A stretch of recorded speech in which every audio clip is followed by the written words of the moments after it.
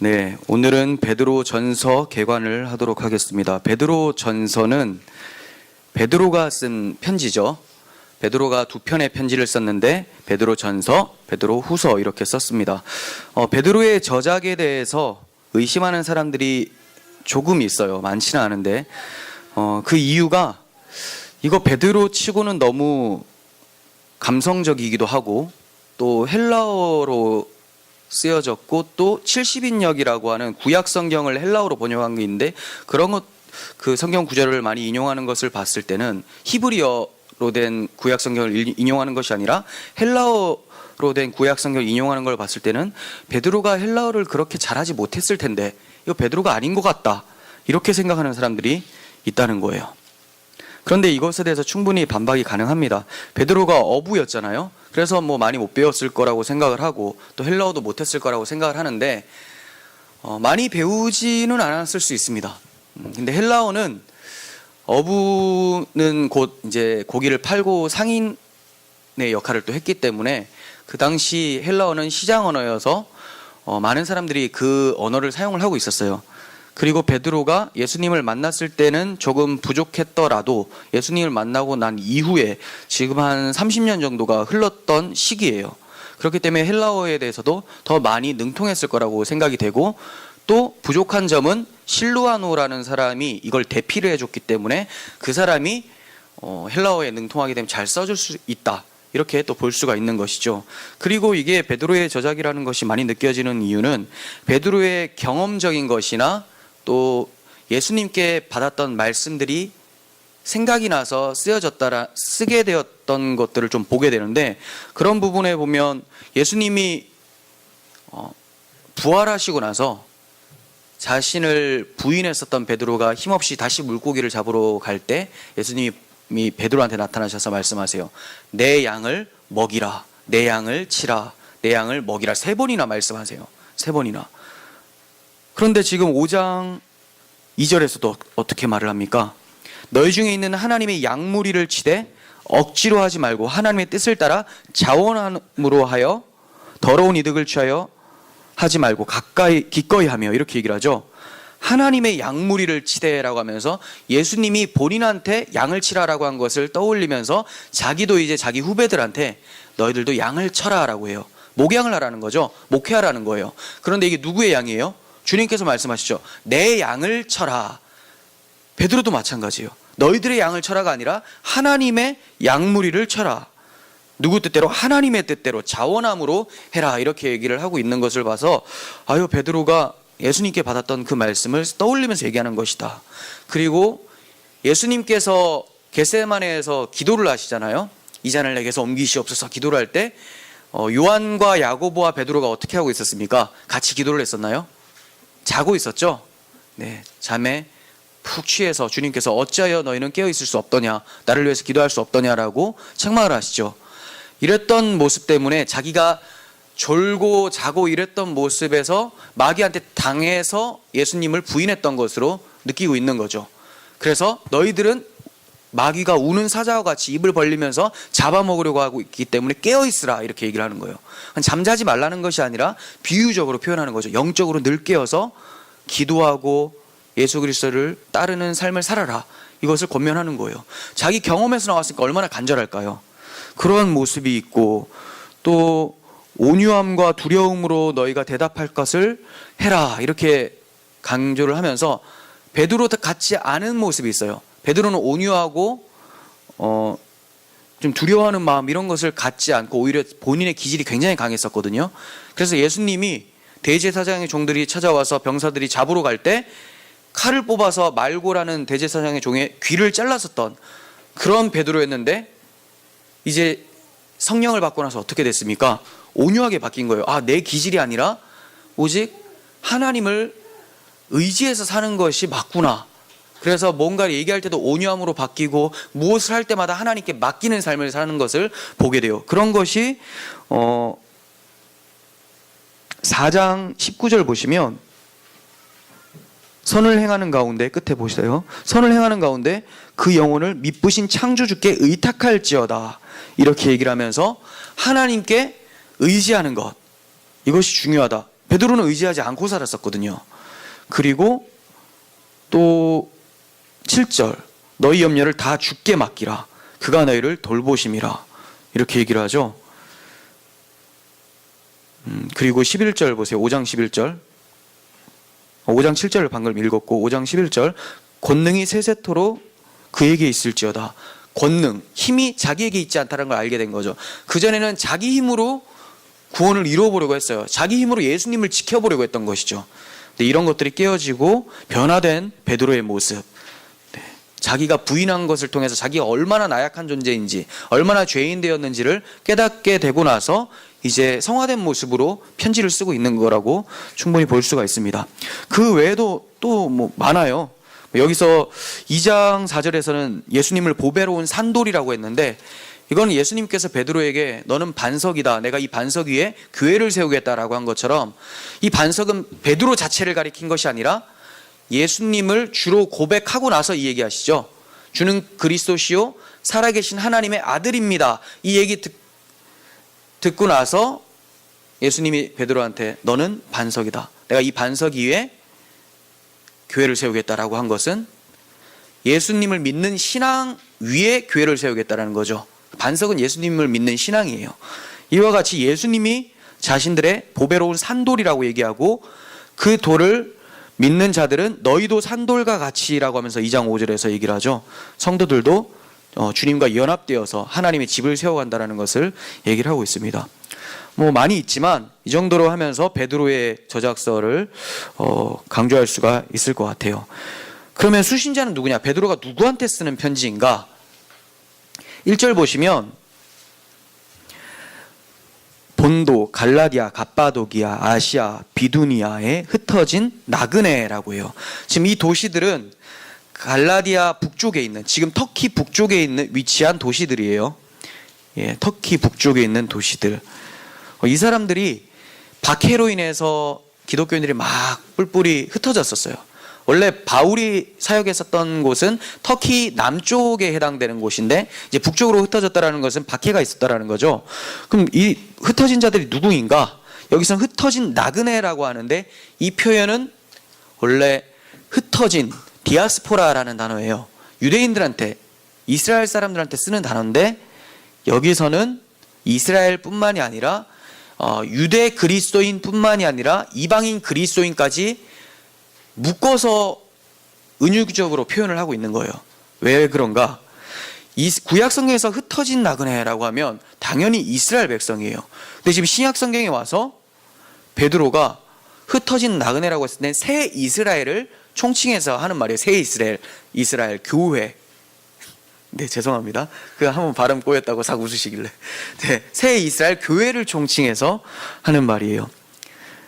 베드로는 처음에는 유대인들한테만 복음을 전했지만 예수님께서 환상 중에 고넬료라고 하는 이방인에게 나아가서 복음을 전해라라고 했더니 그가 믿는 것을 보고 이방인들에게도 이제 복음을 전하러 로마에 가서 전하고 있는 상황이에요. 그래서 흩어진 나그네라고 할 때는 유대 그리스도인 포함해서 이방인 그리스도인, 우리 모든 예수 믿는 사람들을 얘기를 하고 있는 것이죠. 배경은 어떠한가? 자, 이 편지를 64년경에 썼다고 추정이 되어져요. 64년에 어떤 일이 있었는가? 로마에 대화재가 있었어요. 7월 10일인가요? 그 네로 황제 때, 로마 5대 황제 네로 때 로마 대화재가 있었는데, 이 네로 황제가 그 로마 대화재를 일으킨 주범이 그리스도인이다라고 거짓말을 하면서 이제 박해가 시작이 되죠. 그래서 박해 바로 직전 또는 박해가 시작된 시점으로 볼 수가 있어요. 네, 그래서 64년 경으로 볼 수가 있습니다. 그럼 기록 목적은 무엇인가? 앞으로 다가올 네로의 박해를 예측을 하면서 그리스도인으로서 고난을 어떻게 이해해야 되고 어떻게 이겨내야 되는지를 권면하고 격려하는 목적으로 썼습니다.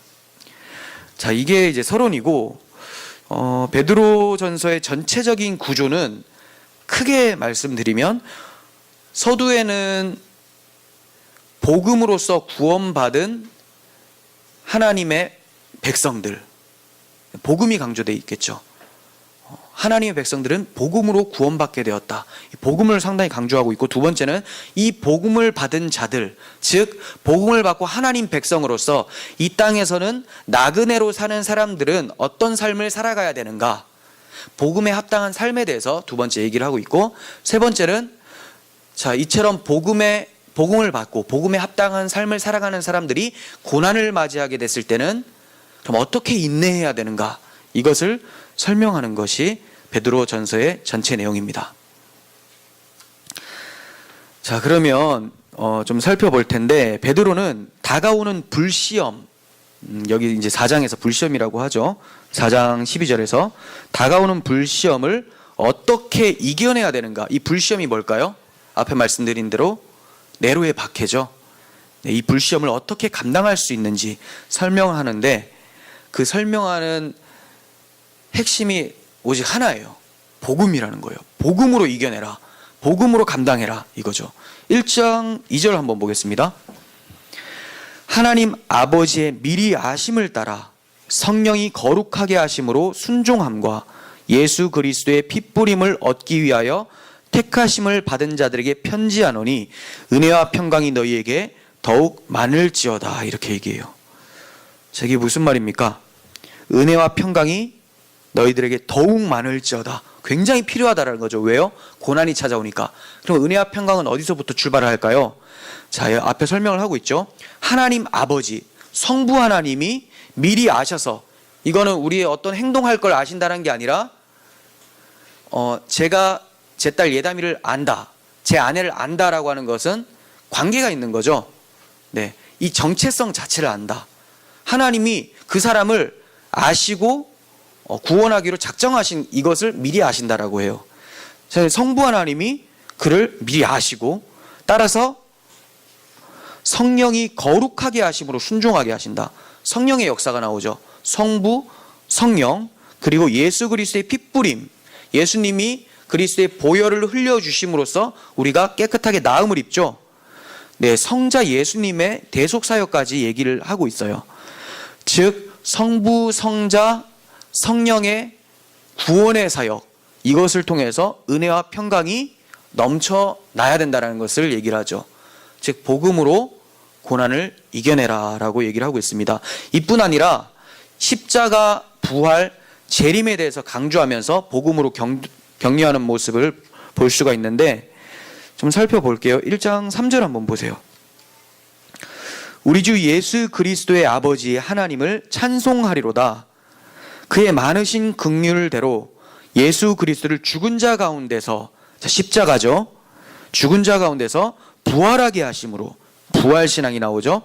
말미암아 우리를 거듭나게 하사, 자, 이제 부활하게 하시고 그것으로 인해서 우리들이 거듭납니다. 새롭게 탄생돼요. 어디로? 하나님 나라의 백성으로. 그러니까 이제 하나님 나라 백성은 고난, 절망 가운데서 절망으로 느끼지 않고 어떻게 한다고요? 산소망이 있다요. 산소망. 이 소망이 도대체 무엇인가? 조금 더 볼게요. 21절도 보세요. 너희는 그를 죽은 자 가운데서 살리시고 영광을 주신, 자, 십자가와 부활을 얘기를 하죠.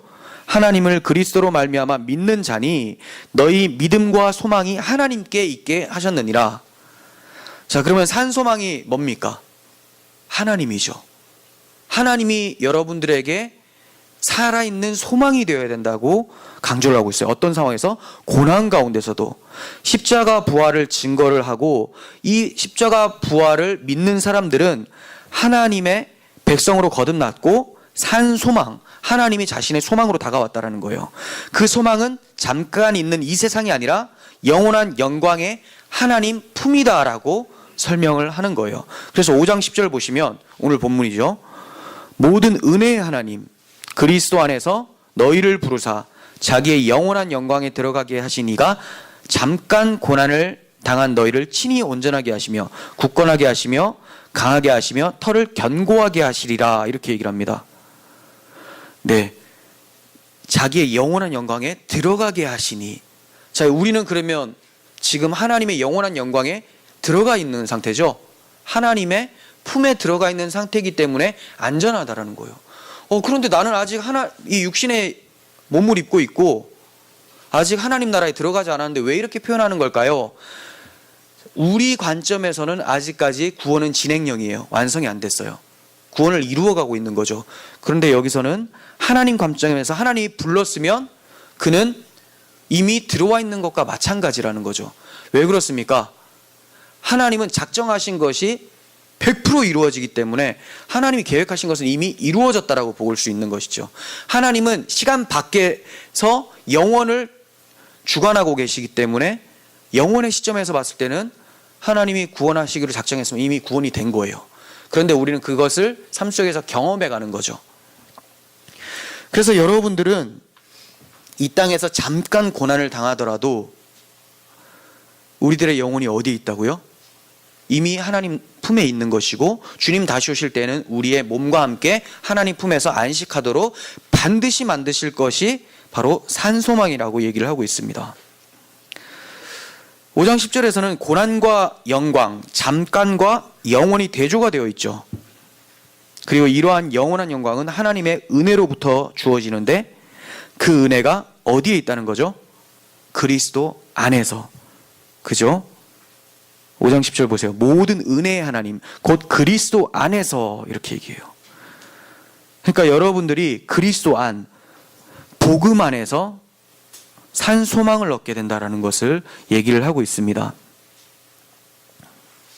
이처럼 그리스도 안에 있는 영원한 영광을 바라보는 자들은 고난 중에 소망을 가지고 이겨낼 수 있어야 해요. 이들의 소망은 그들의 본향인 하나님 나라고 이 땅에서는 단지 거류민과 나그네로 살아가게 될 뿐입니다. 그렇기 때문에 하나님은 고난을 제거해 주신다고 말씀하지 않으시고 5장 10절 후반부에 뭐라고 얘기하시죠? 고난을 통해서 온전하게 하시고 굳건하게 하시고 강하게 하시고 터를 견고하게, 터라는 것은 믿음의 터죠. 아까 말했던 반석과 같은 우리 신앙, 예수 그리스도를 믿는 이 복음을 견고하게 하신다. 절대로 고난을 제거해 주신다고 하지 않아요. 그렇다고 하나님이 고난을 절대로 제거해 주시지 않는 것인가? 그렇게 말씀하지 않았지만 하나님의 필요에 따라 고난도 제거해 주실 수는 있어요. 그렇지만 중요한 건 무엇인가? 우리를 온전하게, 굳건하게, 강하게, 믿음을 견고하게 하시는 것이 하나님의 도우심이라는 것을 말씀하고 있습니다. 또 복음으로 격려하는 것을 보면 18절과 19절이에요. 1장 18절, 19절.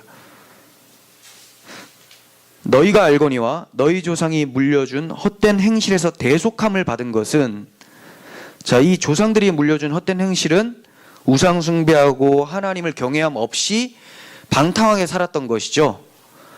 여기에서 그러니까 죄에서 대속함, 죄의 값은 죽음인데 어떻게 이 죽음을 갚을 수 있게 되었는가? 돈 주고 갚을 수 있느냐? 안 된다고 얘기하고 있어요. 금이나 은이나 금같이 없어질 것으로 된 것이 아니다. 자, 여러분들이 구원받은 것은, 여러분들이 죄값을 사함받은 것은 돈 주고 받은 것이 아니다. 돈은 세상의 힘이죠. 세상 것으로는 절대로 구원 못 받는다 얘기해놓고 뭐라고 얘기하죠? 오직 흠없고 점없는 어린 양 같은 그리스도의 보배로운 피로 된 것이다 이렇게 얘기해요. 은보다 금보다 더 귀한 나의 주님의 피를 얘기를 하고 있죠. 이는 하나님 아들의 생명으로 새 창조된 귀한 신분을 가진 자들이라고 얘기하는 것과 같습니다. 보배로운 피로 우리의 구원이 이루어졌다면 이제 우리의 온몸이 뭘로 적셔져 있어요? 그리스도의 보배로운 피. 금과 은을 온몸에 치장하고 있는 사람들을 보고 우와 대단하다, 힘 있다, 권세 있다, 돈 있다라고 하죠. 근데 여기서는 은과 금 없어질 것으로 된 것이 아니라 보배로운 피로 잠겨있는 너희들이라고 하면서 우리를 그리스도의 피를 수여받은 하나님의 아들들이 되었다라고 얘기를 하고 있어요. 이게 바로 성도의 정체성이라는 거예요. 왕 같은 제사장이죠.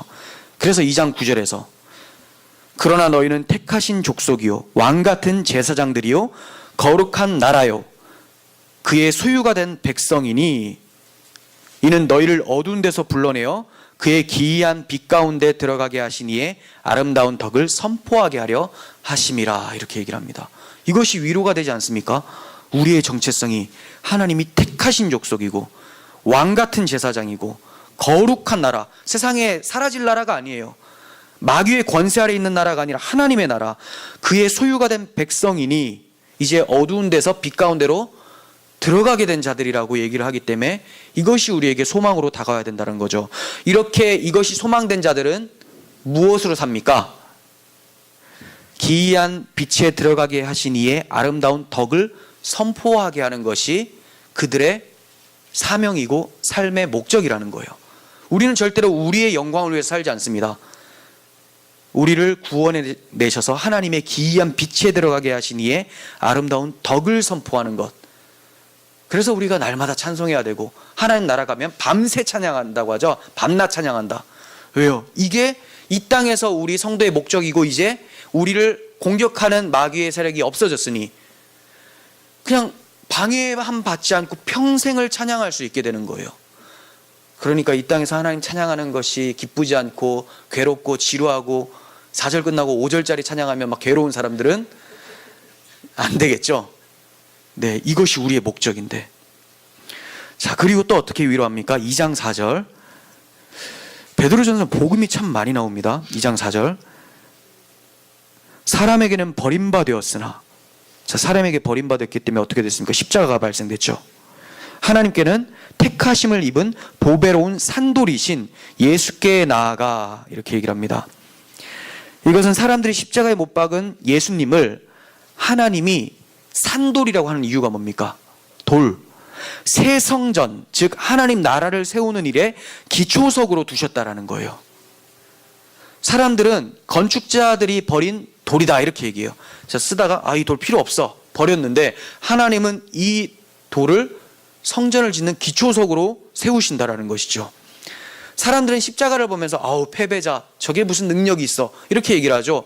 그런데 하나님께는 그 십자가가 하나님께 영광 돌리는 기초석이 되었고 이제 성도들은 그 산돌이신 예수 그리스도를 통해서 하나님께 영광 돌리는 삶을 살게 되었다라는 것을 얘기를 하고 있는 것이죠.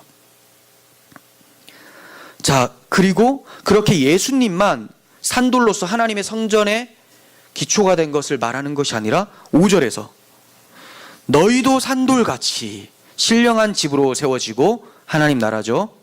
성전 예수 그리스도로 말미암아 하나님이 기쁘게 받으실 신령한 제사를 드릴 거룩한 제사장이 될지니라 이렇게 얘기하면서 이제 우리 모두가 다 거룩한 제사장으로서 하나님께 나아가서 영광 돌릴 수 있게 되었다고 얘기를 하고 있어요. 이러한 특권을 받은 자들은 심판날에 어떻게 된다고 얘기를 하고 있죠? 이러한 특권을 받았으니까 그 뒤에 성경에 기록되었으되 보라 내가 택한 보배로운 모퉁이 돌을 시온에 두노니, 자, 예수님을 시온에 두노니 그를 믿는 자는 부끄러움을 당하지 아니하리라. 주님 오실 때 부끄러움을 당하지 않는데요. 부끄러움 당한다라는 것은 마리주와 부끄러움을 당한다라는 말이지 심판받는다라는 거죠.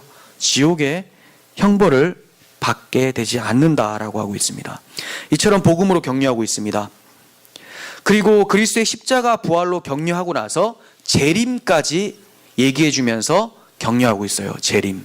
1장 7절 너희 믿음의 확실함은 불로 연단하여도 없어질 금보다 더 귀하여 예수 그리스도께서 나타나실 때에, 자, 그리스도께서 나타나실 때에 칭찬과 영광과 존귀를 얻게 할 것이다. 무엇이요? 우리의 믿음이. 여러분들이 예수를 지금 믿고 있다면 어떤 환난이 다가와도 주님 오실 때는 반드시 칭찬과 영광과 존귀를 얻게 될 것이다. 이렇게 얘기하고 있습니다. 근데 참 이 베드로전서 읽으면서 부끄럽죠. 왜냐하면 우리는 이 베드로의 편지를 받을 수 있는 자격이 안 되고 환경도 그렇지가 못해요. 너무 편안하게 살잖아요. 이 사람들 지금 네로의 박해, 그 로마 원형 경기장에 던져져서 사자의 먹이가 되고 스스로 죽이도록 싸움을 시키고 또 그 외의 사람들은 그것을 보면서 즐거워하는 그런 모습이 팽배했었던 이런 박해의 시대를 살고 있었던 사람들인데 우리는 자기의 신앙을 외부적 박해로 지키려고 하지 않잖아요. 공격이 없으니까. 그래서 참 부끄럽습니다. 하지만 이제 우리는 앞으로 우리에게 이러한 일들이 다가올 수 있다는 것을 긴장하면서 볼 수 있어야 돼요. 그리고 이러한 외부적 박해뿐만이 아니라 이거를 그대로 내부적인 박해로 바꾸어서 해석을 할 수 있어야 돼요. 왜냐하면 마귀가 이제 좀 알게 됐어요. 예전에는 이렇게 물리적으로 공격하는 것이 넘어뜨릴 수 있는 거라고 생각해서 엄청 공격을 했는데, 그럴수록 기독교 신앙은 어떻게 됩니까? 더욱 뿌리를 견고하게 내리면서 복음이 확장되는 것을 발견했단 말이에요. 초대교회가 박해로 인해서 사라질 줄 알았는데, 근데 점점 퍼져가서 이제 온 세계에 복음이 전해져 있는 것을 보게 된 거죠. 그래서 마귀가 어떻게 바꾸었을까요? 달콤한 유혹으로 바뀐 거예요. 내부적 박해로 우리 안에 유혹으로 찾아오게 된 것이죠. 그래서 계시록에서는 짐승을 사용해서 공격한다. 외부적 박해죠. 그리고 음녀를 통해서 또 유혹하는 것을 같이 얘기를 하고 있어요.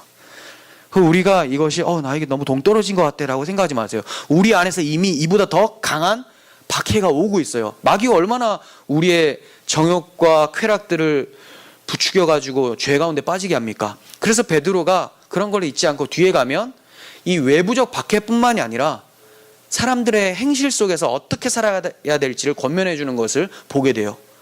왜냐하면 외부적 박해와 함께 사람들이 박해를 받지 않으려고 모면하려고 하기 위해서 점점 세속에 맞춰서 살아가는 사람들이 생겨나기 때문에 삶에 대해서도 지적을 하는 모습이 나타나요. 네, 그래서 우리에게 주는 말씀으로 다시 한번 긴장감 있게 좀 볼 수 있었으면 좋겠습니다. 자, 그리고 또 재림에 대해서 13절에도 얘기를 하고 있어요. 이제 계속해서 나타나실 때 이런 표현을 자주 쓰는 것을 보게 되는데, 그러므로 너희 마음에 허리를 동이고 근신하여 예수 그리스도께서 나타나실 때에 너희에게 가져다 주실 은혜를 온전히 바랄지어다. 자, 주님 나타나시면 우리에게 은혜가 가져다 준대요. 주님이 이것을 기다리래요. 4장 13절. 오히려 너희가 그리스도의 고난에 참여한 것으로 즐거워하라. 이는 그의 영광을 나타내실 때에 너희로 즐거워하고 기뻐하게 하려 함이라. 주님이 오실 때 우리를 즐겁고 기쁘게 만들어 내신다고 말씀하세요. 그러니까 지금 베드로가 고난을 받을 때 즐거워하라는 것은 무슨 고통을 즐거워하는 그 정신 나간 사람들, 쾌락주의 이상한 그게 있잖아요. 세디스트, 슬픔 좋아하고 이런 사람들 있잖아요. 이런 거 얘기하는 게 아니라 바라보면서 즐거워하라는 거예요. 앞으로 가져올 영광과 기쁨과 즐거움을 바라보면서 참으라. 왜? 지금 받는 환난에 경한 것은 우리가 이후에 받을 영광에 중한 것과 비교할 수조차 없다. 그러니까 우리는 그것을 바라보면 기뻐할 수 있다. 우리가 노동을 합니다. 지금 오늘 굉장히 열심히 노동을 해요. 너무 힘들게, 남들보다 한 50배 힘들게 노동을 해요. 그런데 일주일 후에 남들이 받는 보수보다, 지금 세속적으로 얘기하는 거예요. 보수보다 50배 더 준다고 했을 때 이거 힘들게 느낄까요? 감당하겠다라는 거예요. 충분히 받을 게 너무 크니까. 이걸 세속적으로 표현했지만 우리는 이제 하나님 나라의 영광, 제일 소중한 것은 내가 너무 이 땅에서 사랑하면서 기다리고 있었던 그 주님을 보게 될 그 기쁨, 그걸 바라보면서 이겨내라는 거예요. 고난이 임할수록 주님 볼 날이 가까이 왔다라고 생각하십시오. 5장 4절. 그리하면 목자장이 나타나실 때에 시들지 아니하는 영광의 관을 얻으리라. 로마에서는 경기장에서 이기면 월계관 이런 거 씌워주고 면류관 씌워주면서 막 칭송을 했습니다. 그런데 그런 시드는 면류관이 아니라는 거예요. 영광의 관, 주님께서 주실 관은 주님께서 쓰신 그 관을 우리에게 주신다라는 겁니다. 이것을 우리는 믿음의 눈으로 볼 수 있어야 돼요. 주님 오실 때. 그런데 성도들이 해야 할 것이 있어요. 뭐라고 얘기합니까? 허리를 동이고 근신하라. 고난에 참여하는 것을 즐거워하라. 참 이게 믿음을 지키는 일이 쉬운 일이 아니죠. 허리를 동이고 근신해야 되고 고난 가운데 인내하면서 기뻐하래요. 하지만 할 수 있어요. 왜? 우리의 믿음을 누가 붙들고 계신다고 합니까? 5절 보세요. 1장 5절. 너희는 말세에 나타내기로 예비하신 구원을 얻기 위하여, 자, 말세에 나타내기로 하신 예비하신 구원, 앞으로 가져다 줄 영광이죠. 이것을 얻기 위하여 믿음으로 말미암아 하나님의 능력으로 보호하심을 받았다. 자, 믿음은 우리가 가지고 있는데 이 믿음이 어디서부터 났다고요? 하나님의 능력으로 믿음이 생겨서 그 믿음 안에서 보호함을 받고 있다라는 거예요. 믿음을 누가 지킨다고요? 하나님이 지켜주고 있대요. 1장 7절을 세 번역으로 한번 보십시오. 주보에 있죠. 하나님께서는 여러분들의 믿음을 단련하셔서 불로 단련하시지만 결국 없어지고 마는 금보다 더 귀한 것이 되게 하시며 예수 그리스도께서 나타나실 때에 여러분에게 칭찬과 영광과 존귀를 얻게 해주십니다. 이렇게 얘기하세요. 우리들의 믿음을 단련하셔서 하나님이 칭찬과 영광과 존귀를 얻게 해주신다. 즉 우리의 믿음은 믿음 지키기에 너무 힘들지만, 내가 느낄 때는 힘들지만 하나님이 성령의 도우심으로 계속해서 믿음을 지켜나가게끔 돕고 계시니까 넉넉하게 얘기를 하는 거죠. 또한 그리스도인들이 세상에서 완전히 사라지지 않게 보존하신다까지 말씀하세요. 그런 게 어디 있습니까? 자, 의역하면 그렇다는 거예요. 23절 보세요. 1장 23절. 너희가 거듭난 것은 썩어질 씨로 된 것이 아니요 썩지 아니할 씨로 된 것이니 살아있고 항상 있는 하나님의 말씀으로 되었느니라. 그러므로 모든 육체는 풀과 같고 그 모든 영광은 풀의 꽃과 같으니 풀은 마르고 꽃은 떨어지되 오직 주의 말씀은 세세토록 있도다 하였으니 너희에게 전한 복음이 이 말씀이니라. 자, 이게 하나님이 그리스도의 증인들을 세상에서 완전히 사라지지 않도록 보존하신다라고 이해가 되세요? 적용이 되세요? 자, 왜 그러냐면 우리가 거듭난 것은 무엇으로 거듭났다고 하죠? 사라지지 않는 영원히 있는 하나님의 말씀으로 거듭났대요. 근데 그 말씀은 뭐라고 하죠? 복음이라고 해요. 그죠? 너희에게 전한 복음이 이 말씀이니라. 그럼 복음이 절대로 사라지지 않는다라고 얘기를 하죠. 근데 거듭날 사람들이 계속 있어요. 그렇다면 복음은 계속 존재할 테고, 하나님은 복음을 어떻게 전파하십니까? 사람을 통해서, 전도에 미련한 것을 통해서 구원하시기를 기뻐하셨다라고 고린도전서 1장에서 얘기를 했었죠. 그러니까 복음이 사라지지 않는다, 주의 말씀이 사라지지 않는다라는 것은 아무리 박해가 많아도 그리스도의 증인들은 여전히 이 땅에서 사라지지 않는다라고 얘기를 해요. 그래서 기독교가 강력한 이유가 하나님이 그 믿음을 지키시기 때문에 그렇습니다. 하나님이 하나님의 말씀을 지키고 계세요. 이 말은 내가 죽지 않게 된다는 말이 아니에요. 무슨 말인지 아시죠? 하나님이 나를 안 죽게 한다는 말인가?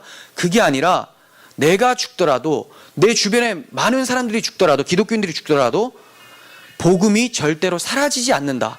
하나님은 하나님의 구원을 위해서 반드시 주의 복음을 영원토록 보존케 하신다라는 것을 얘기하는 거죠. 그러니까 이게 위로가 되려면 내 구원, 내 생명보다 하나님의 복음의 전파가 더 귀하다고 느껴지는 사람이 이게 위로가 되겠죠. 나는 죽을 수 있어요. 그렇지만 내가 죽더라도 하나님의 영광은 사라지지 않아요. 복음은 계속 전파될 테니까. 그래서 지금까지 2000년이 지났지만 예수님 온다고 했는데 오지도 않잖아요, 지금. 근데 왜 기독교가 안 없어집니까? 하나님이 주의 말씀이 영원하다, 복음이 영원하다고 했기 때문에. 주님은 반드시 오세요. 우리가 베드로 후서에서도 보게 되겠지만, 우리가 생각하는 것이 더디다고 느끼시겠지만 하나님이 오래 참으시기 때문에 그렇죠.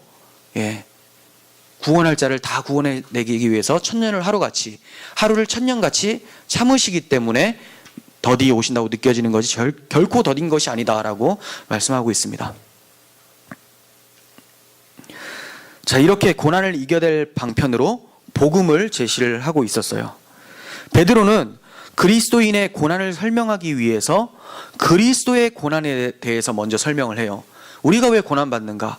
그리스도께서 받으셨기 때문에 그 고난에 동참하는 것이다, 이렇게 설명을 해주고 있어요. 2장 21절 한번 볼게요.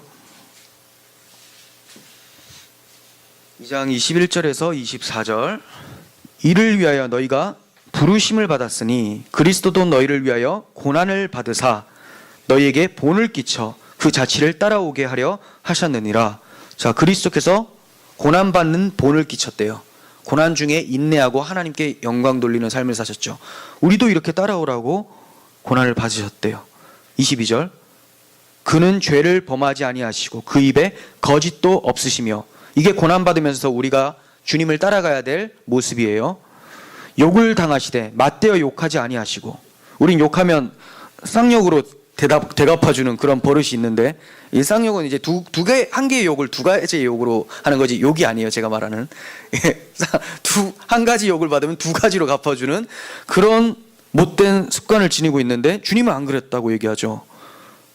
위협하지 아니하시고, 넌 나 건드리기만 해봐라, 이런 얘기 안 해보셨습니까? 위협하지 아니하시고 오직 공의로 심판하시는 이에게 부탁하시며. 네, 주님이 뭐라고 하세요? 내 영혼을 아버지께 부탁합니다. 베드로도 주께 의탁해라, 이렇게 얘기하죠. 이렇게 살아야 된다는 거예요.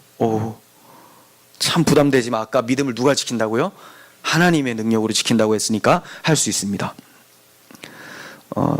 24절, 친히 나무에 달려 그 몸으로 우리 죄를 담당하셨으니 이는 우리로 죄에 대하여 죽고 의에 대하여 살게 하려 하심이라.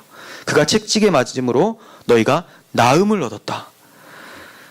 네, 주님이 왜 고난을 당하셨습니까? 우리를 그 자취를 따라오게 하려고. 그리고 그 전에 주님이 고난받으심으로 우리가 어떻게 하게 되었다고 합니까? 24절 하반부, 이는 우리로 죄에 대하여 죽고 의에 대하여 살게 하려 하심이라. 네, 더 이상 죄를 안 지을 수 있도록 주님께서 자기의 죽으심으로 열어놓으셨다는 거예요. 이걸 자유함이라고 해요. 자유함은 내가 뭐 마음대로 행해도 구원 받겠지, 이런 자유함이 아니라, 죄를 지어도 어차피 구원 받으니까, 이런 자유함을 말하는 게 아니에요. 죄를 맨날 죄만 짓는 인간이다가 죄를 안 지을 수 있는 자가 되었다는 걸 얘기하는 거예요.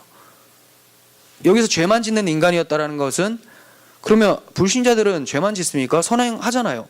그런 선행을 말하는 게 아니라 하나님 편에서 봤을 때 죄만 짓는다. 즉 하나님 없이 선행한 거, 이것도 죄죠. 그래서 이제 하나님을 간직한 채로 선행을 할 수 있는 문이 열렸다는 것을 자유함이라고 하는 거예요. 그 잘못된 것을, 자유함을 잘못 알고 있는 사람들은 이제 방종으로 생각을 하는데, 율법에 대해서 자유함을 얻게 됐다.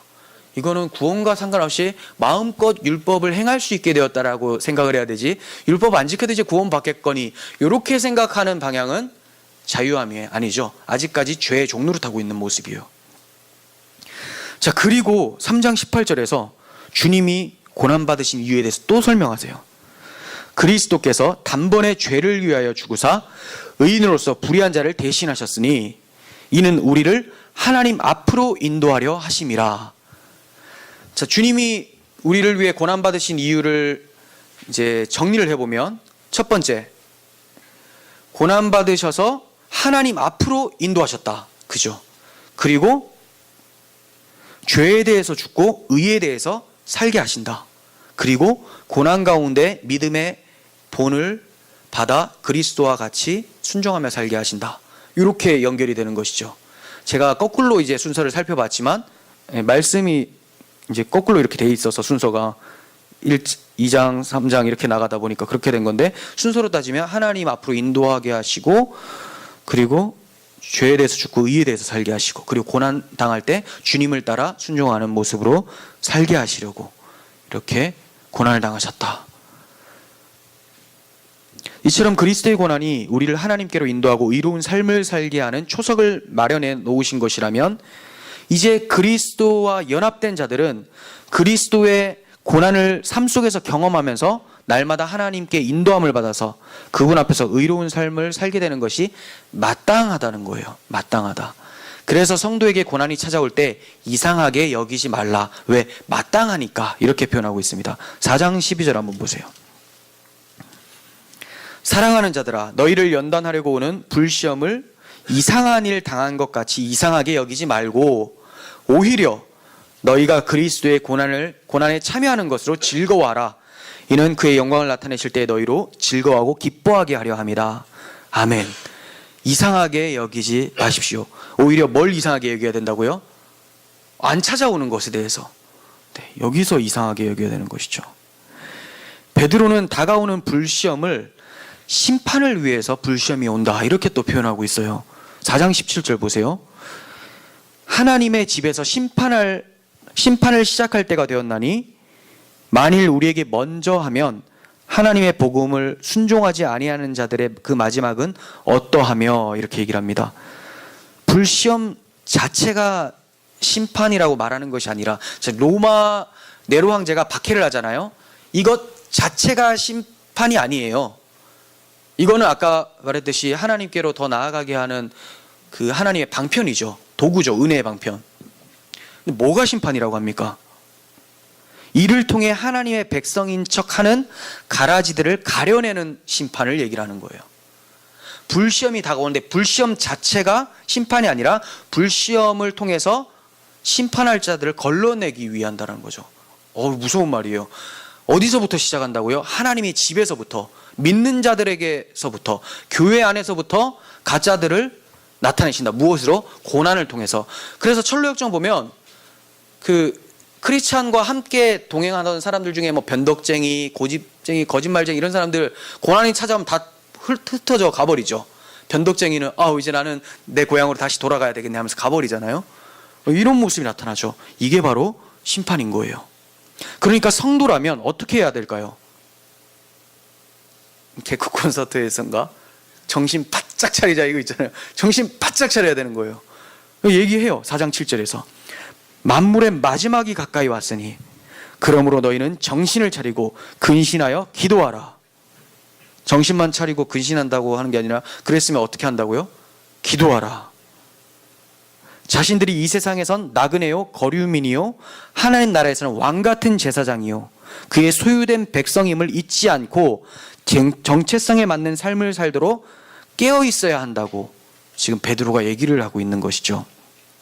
정체성에 맞게 살 수 있도록 깨어 있어라. 5장에서도 강조를 해요. 5장 8절 근신하라 깨어라 너희 대적 마귀가 우는 사자같이 두루다니며 삼킬 자를 찾나니. 표현 아주 적나라하죠. 네, 우는 사자는 입을 다물고 울질 않습니다. 입을 벌리고 이빨을 드러내면서 침을 뚝뚝뚝뚝 떨어뜨리면서 왜요? 먹어야 되니까. 왜 울까요? 배고프니까 우는 거예요. 그 마귀가 그렇게 잡아먹을 듯이 하니까 어떻게 해요? 근신하라 깨어라 기도하라. 불시험이 그렇게 찾아와요. 그때 불시험 자체가 심판이 아니라 뭐라고요? 그 가운데서 나의 믿음이 거짓인 게 드러날 수 있으니까 우리의 믿음을 하나님께 고정시키라고 얘기를 하고 있습니다. 베드로는 이런 얘기를 할 때마다 주님을 부인했었던 부끄러운 지난 날이 더 떠올라서 마귀를 대적하라고 강하게 경계를 하고 있는 것이죠. 그리스도로 인해서 고난을 받는 성도들은 복음을 기억하면서 이겨내야 함을 살펴봤어요. 그렇다면 이렇게 복음을 이겨낸 삶을 사는 성도에게는 어떻게 삶이 전개돼야 될까? 이것에 대해서도 설명을 해주고 있습니다. 복음을 받고 이겨가는 삶은 어떤 삶인가? 1장 15절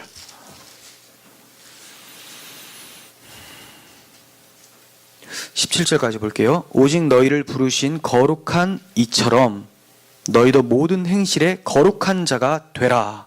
기록되었을 때 내가 거룩하니 너희도 거룩할지어다 하셨느니라.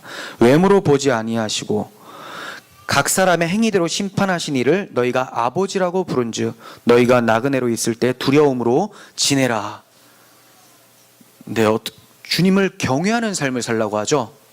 이것은 하나님이 거룩하신 분이기 때문에 우리가 그분을 아버지라고 얘기하잖아요. 아들인데 아들이면 똑같은 속성을 타고난 거예요. 그렇다면 우리 안에도 거룩이 있어요. 그걸 성령이 내주하신다고 하죠. 성령이 계신다면 성령에 귀 기울여서 그분에게 순종하며 나의 육체의 정욕을 제어하면서 살라. 이게 거룩한 삶이라는 거죠. 성령이 말씀하시는데 성령을 귀를 닫고 소멸하지 말고 성령대로 행해라. 왜? 너희 아버지가 그러한 분이기 때문에, 네 안에 계신 성령님이 그러한 분이기 때문에 그분의 뜻대로 살라. 이렇게 얘기해요. 그리고 나그네로 있을 때, 이 땅에서, 이 땅 백성 아니라는 거예요. 하나님 백성으로서 이 땅에서 나그네로 있을 때 두려움으로 지내래요. 이거는 너 지옥 가면 어떡하나 이 공포감으로 떨라는 것이 아니라, 그런 분이 너희 아버지시라면 너 그 천지를 창조하시고 구원의 주관자 되신 이 하나님이 너희 아버지라면 이분 경외할 만한 거 아니냐. 그 두렵고 떨림으로 우리의 구원을 이루라는 얘기를 하는 것이죠. 22절도 보겠습니다. 1장 22절. 너희가 진리를 순종함으로 너희 영혼을 깨끗하게 하여 거짓 없이 형제를 사랑하기에 이르렀으니 마음으로 뜨겁게 서로 사랑하라. 자, 복음으로 이기는 자들은 어떻게 산다고요? 진리를 순종을 한대요. 근데 진리를 순종하는 것은 어떤 삶으로 드러난다고요? 거짓이 없이 형제를 사랑하기에 이르렀대요. 정말 이렇게 산대요. 그러니까 또 여기서 그 정도면 됐다가 아니라 어떻게 해요? 마음으로 뜨겁게 사랑하라. 뜨겁게 서로 사랑하라. 그러니까 진리에 순종한다라는 말은 형제를 사랑하고 마음으로 뜨겁게 사랑하는 삶을 살게 된다, 이렇게 얘기해요. 그러니까 서로 사랑하는 마음이 없으면, 진리에 순종하지 않고 순종하지 않으면 거기에 대해 이제 고난이 찾아올 때 뭐가 드러날까요? 하나님 집에서부터 심판할 때 자기가 거짓인 게 드러나게 되는 것이죠. 야고보서에서도 이웃사랑에 대해서 엄청 강조했는데 여기서도 사랑에 대해서 많이 강조하는 것을 보게 돼요. 그러니까 바울도 그랬고 야고보도 그랬고 베드로도 그랬고 모든 사도들의 생각들은 어디에 맞춰 있어요? 복음이 들어오면 사랑하게 된다. 우리가 세속적이고 방탕하게 사는 이유가 뭐냐? 사랑이 없기 때문에. 하나님 사랑이 빠지면 급속도로 분쟁과 비방이 일어나고 세속화된다는 것을 얘기를 하는 거죠. 그래서 기독교를 사랑, 이렇게 얘기를 하는 것 같아요. 믿음, 소망, 사랑은 항상 있을 것인데, 맞나? 믿음, 소망, 사랑은 항상 있는 것인데 그 중에 제일은 사랑이라, 이렇게 얘기하잖아요. 믿음이라는 것은 항상 있는 것인데라는 것을 이 땅에서 얘기하는 거예요. 믿음은 이 땅에서 예수를 믿는 믿음이 있죠. 하나님 나라 가면 이제 그분을 그냥 믿는 게 아니라 이제 얼굴과 얼굴을 대하기 때문에 믿음. 이제 믿음으로 사는 게 아니라 그분과 그냥 동행을 하는 거죠. 그리고 소망도 앞으로 올 것에 대한 얘기죠. 믿음, 소망. 그래서 이거는 이 땅에서 필요한 거예요. 근데 사랑은 하나님 나라 가서도 계속해서 이어지기 때문에 믿음, 소망, 사랑이 있는데 그 중에 제일이 사랑이다라고 해요. 우리도 이처럼 우리가 정말 진리에 순종하는가, 복음 안에 있는가, 이것을 보려면 내 마음에 사랑이 있는가를 확인해 보시라는 거죠. 자, 2장 1절에서 3절까지도 보겠습니다. 그러므로 모든 악독과 모든 기만과 외식과 시기와 모든 비방하는 말을 버리고 갓난 아기들 같이 순전하고 신령한 젖을 사모하라. 이는 그로 말미암아 너희로 구원에 이르도록 자라게 하려 함이라. 너희가 주의 인자하심을 맛보았으면 그리하라. 이렇게 얘기합니다. 어떻게 산다고요? 자, 한마디로 악한 말을 버리래요. 버리게 된다는 거예요. 그리고 신령한 젖을 사모하라. 이건 뭡니까? 이 신령한 젖을 통해서 구원에 이르도록 자라게 되니까 당연히 하나님 말씀이겠죠. 성도는 말씀으로 자라니까. 그러면 지금 베드로가 두 가지를 대조하고 있어요. 악한 말과 하나님의 말씀과 대조를 시키고 있죠. 악한 말은 버리고, 이건 마귀가 주는 말이니까 하나님의 말씀을 사모해서 구원에 이르도록 자라라. 너희가 주의 인자하심을 맛보았으면 그리하라. 즉 복음을 경험했다면, 주의 사랑을 알면, 주의 말씀에 감동이 있었다면 그렇게 하는 것이 마땅하다, 이렇게 얘기를 하고 있습니다. 2장 11절 12절까지 사랑하는 자들아, 거류민과 나그네 같은 너희를 권하노니 영혼을 거슬러 싸우는 육체의 정욕을 제어하라. 너희가 이방인 중에서 행실을 선하게 가져 너희를 악행한다고 비방하는 자들로 하여금 너희 선한 일을 보고 오시는 날에 하나님께 영광을 돌리게 하려 합니다. 자, 두 가지를 얘기해요. 육체의 정욕을 제어하라. 또 하나는 행실을 선하게 가져라. 육체의 정욕을 제어하면 행실이 선하게 나와요. 육체의 정욕을 제어 안 하면 어떻게 됩니까? 아까 이제 이후에 나오는데 그 아내에 대해서, 남편에 대해서 이런 얘기 하잖아요. 계속 사랑하라고 하고 뭐 어떻게 나옵니까?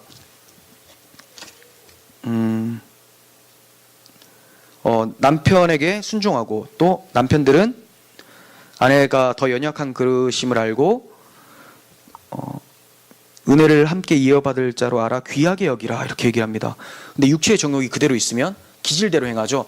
딱 보니까 나보다 못한 것 같은데 저거 계속 내가 순종해야 되나? 내가 귀하게 여겨야 되나? 이러면서 치고받고 싸우게 되죠. 네, 이런 것이 이제 선한 행동으로 안 나오게 되는 것이죠. 다 연결이 돼요. 육체의 정욕을 제어하면 악한 말을 버리게 되죠. 그리고 주의 말씀대로 사모하게 되고, 말씀을 사모하게 되고, 선한 행실을 가져오게 됩니다. 그러면 안 믿는 사람도 그러한 선한 행실을 보면서 이 선한 행동이 고난 가운데서도 이러한 삶을 살아가는 그 모습을 보면서 이게 어디서부터 나오는 출처가 어딘가 궁금해하게 돼서 복음을 관심 가져 듣게 되고 믿어 구원받는다는 거예요. 선한 행실을 보고 구원받는 게 아니라 선한 행실을 통해서 복음으로 나아가 믿어 구원받게 된다. 이것을 얘기를 하는 것이죠. 그리고 이후에 베드로는 사회 질서 안에서 복음을 증언하는 삶을 살아야 됨을 권면을 하고 있습니다. 그리스도인이 시민으로서 또 종으로서 아내로서 남편으로서 선을 행함으로 복음을 드러내라 이렇게 설명하고 있어요. 이걸 다 살펴보지는 않고 3장 8절에서 11절까지가 이것을 요약한 것이라고 보시면 돼요. 앞에 잔뜩 설명하고 이제 8절부터 11절까지 볼게요. 마지막으로 말하노니 너희가 다 마음을 같이하여, 마음 같이 하려면 육체 정욕 제어해야 돼요. 자기 마음을 높이고 싶거든요. 다 마음을 같이 하려면 다 그리스도의 마음을 품어야 돼요. 자기 부인이 되지 않으면 들쑥날쑥됩니다. 서로 다 그리스도의 마음을 품고 동정하며 형제를 사랑하며 불쌍히 여기며 겸손하며 악을 악으로 욕을 욕으로 갚지 말고 도리어 복을 빌라. 이를 위하여 너희가 부르심을 받았으니 이는 복을 이어받게 하려 하심이라. 그러므로 생명을 사랑하고 좋은 날 보기를 원하는 자는 혀를 금하여 악한 말을 그치며 그 입술로 거짓말하지 말고 악에서 떠나 선을 행하고 화평을 구하며 그것을 따르라. 이렇게 얘기를 합니다. 그러니까 참 여러 가지 행동에 대해서도 얘기를 하지만 말에 대해서 굉장히 또 중요하게 얘기를 하죠. 야고보도 그랬어요. 두 개 붙여놓은 것 같기도 하고. 네, 야고보도 혀가 중요하다. 말이 중요하다. 여기서도 말 조심하라는 거예요. 사실 이렇게 박해받을 때 자기 고난 주고 박해하고 이런 사람들 보면 욕 나가고 싶지 않겠어요? 너 그러다가 하나님께 심판받을 거야. 근데 뭐라고요? 도리어 복을 빌래요. 예수님께서도 저들을 용서하소서 저들은 자기들이 하는 일을 모릅니다라고 하잖아요. 스데반 집사도 그렇게 한 것처럼 이와 같이 우리도 박해를 받을 때 오히려 도리어 복을 빌라. 입 조심해라. 말 조심해라. 그리고 선을 행하고 이렇게 화평을 구하라. 이렇게 얘기를 하고 있습니다. 그러니까 지금 베드로가 생각하는 고난은 단지 외부적 박해뿐만이 아니라 그게 사회에 만연했지만 그것뿐만이 아니라 이것으로 찾아올 이제 우리 내부적인 유혹들 이런 것까지도 조심하라고 얘기를 하고 있어요. 육체의 정욕을 거슬러 싸우는 고난도 있다고 말씀하는 거죠. 그래서 또 말씀하기를 4장 3절 너희가 음란과 정욕과 술 취함과 방탕과 향락과 무법한 우상 숭배를 하여 이방인의 뜻을 따라 행한 것은 지나간 때로 족하도다. 이제 변했잖아. 예수 믿는 사람이잖아.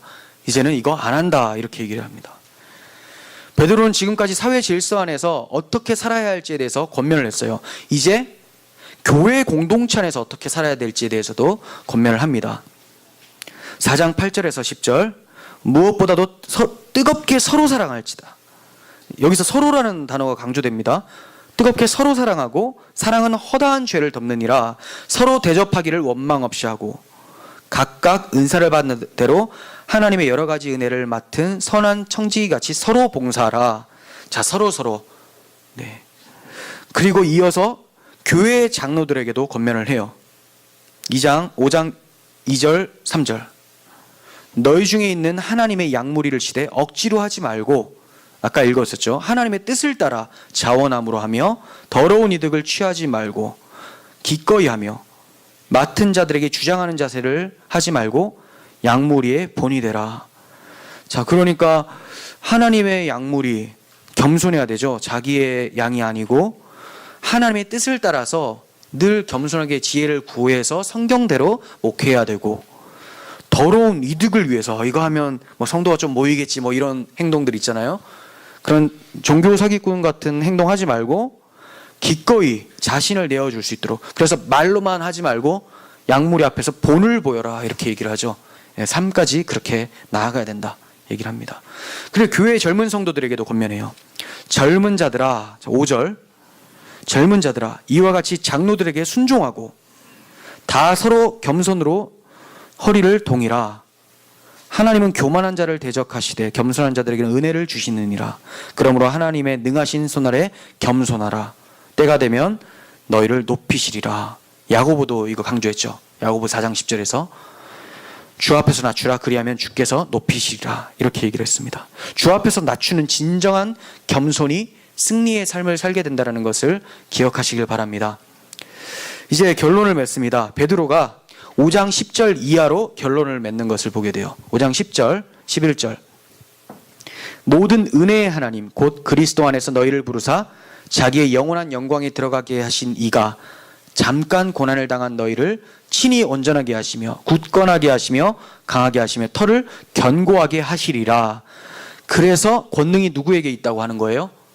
하나님이 이렇게 하시리라 했으니까 11절 권능이 세세 무궁하도록 그에게 있을지어다. 아멘. 그렇다면 그리스도와 함께 고난받는 성도는 자신의 영혼을 권능을 가지신 하나님께 맡기는 것이 당연한 거겠죠. 그래서 4장 19절에서 그러므로 하나님의 뜻대로 고난을 받는 자들은 또한 선을 행하는 가운데 그 영혼을 미쁘신 창조주께 의탁할지어다 라고 합니다. 우리들의 모든 삶이 하나님께 의탁되어지고 그분 안에서 복음의 능력을 힘입어 날마다 선을 행하며 승리하는 왕같은 제사장의 삶을 살아가기를 소원합니다. 기도하겠습니다.